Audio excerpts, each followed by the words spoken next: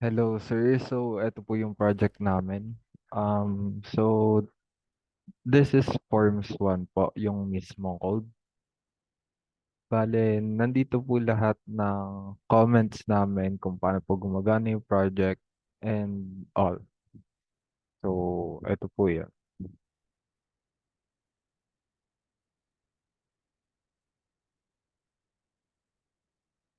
So, bali po, may tatlong forms kami. Yung tatlo nyo pong makikita. And this is Forms 1. Ito po yung main form namin kung saan po kayo magdadagdag ng mga to-do list nyo and all.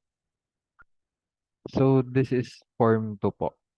Dito po kayo mag-enter ng task and magpa-pop up lang po to pag pinindot nyo po ito sa forms 1. Pag pinindot nyo po yung add. And then sa form 3 naman po, magpa-pop up lang po ito pag pinindot nyo po yung settings here sa upper left corner. So, i-run po natin siya ngayon para makita po yung paggana niya.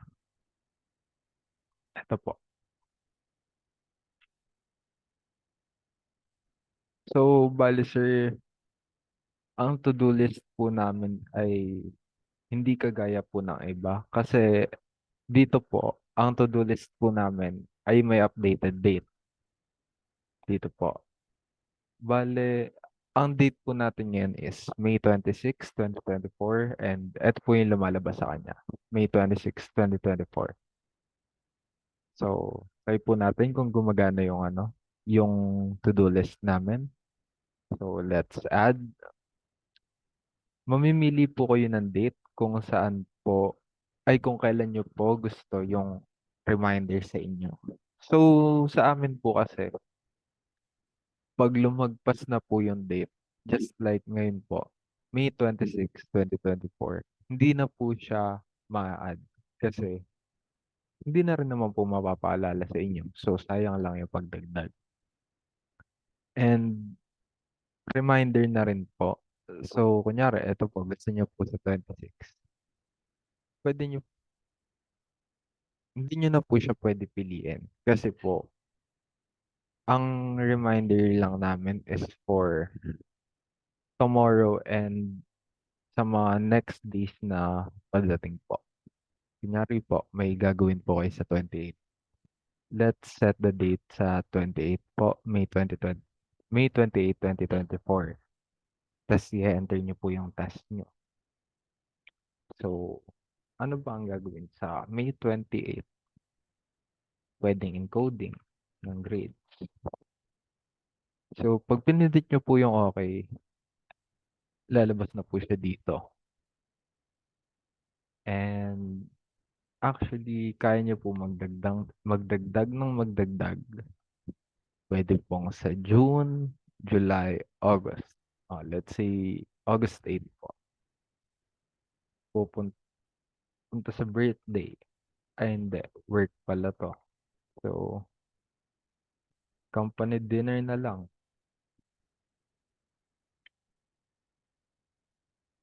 Ayan po. So, sa code po namin, naglagay din po kami na pwede i pwede nyo po i-set yung priority sa deadline. Like, kung ano po yung una nyo makikita. Like this. Pag pinindot nyo po one time to, kung ano po yung pinaka mauuna, yun po yung pinakaunang lalabas. Ito po, encoding. Pero pag pinindot nyo po ulit to, yung pinakahuli na po yung lalabas. Bale, from least to greatest, greatest to least po. Tapos, just like sa work, meron din pong home, meron din groceries. Gagana po yan sa home. Let's say, July 4. Ano ba? Kunyari po, may family dinner.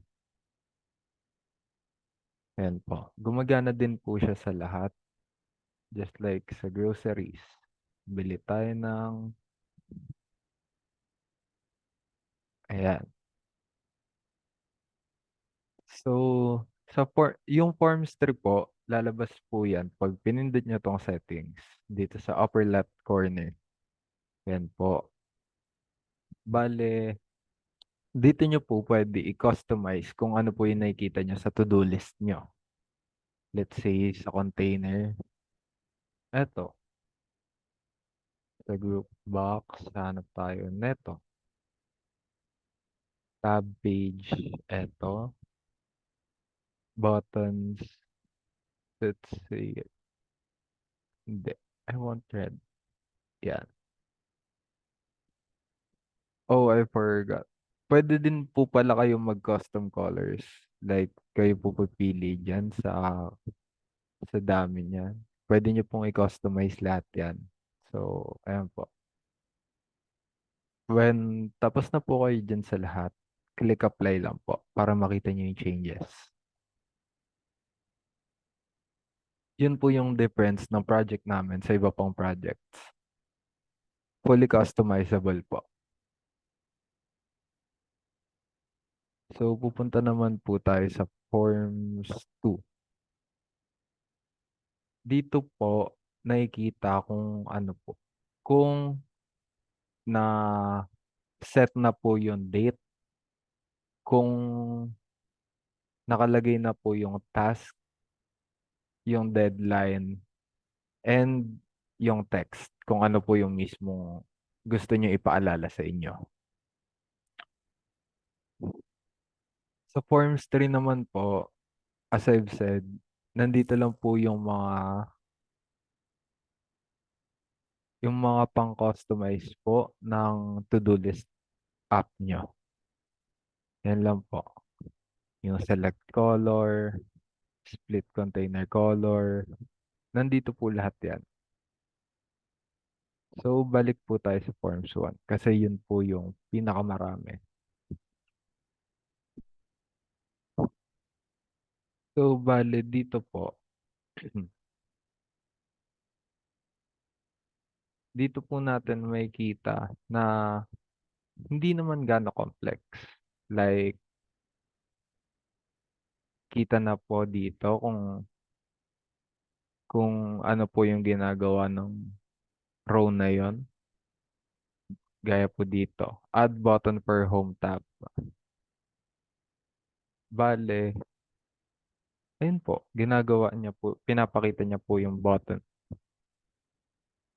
Tapos nandito naman po yung ano, yung sinasabi ko po kanina na sa code po namin, hindi na po magiging invalid or hindi na po makikita yung past dates, yung mga nakaraang dates po. Tapos, ayan po, makikita na invalid date.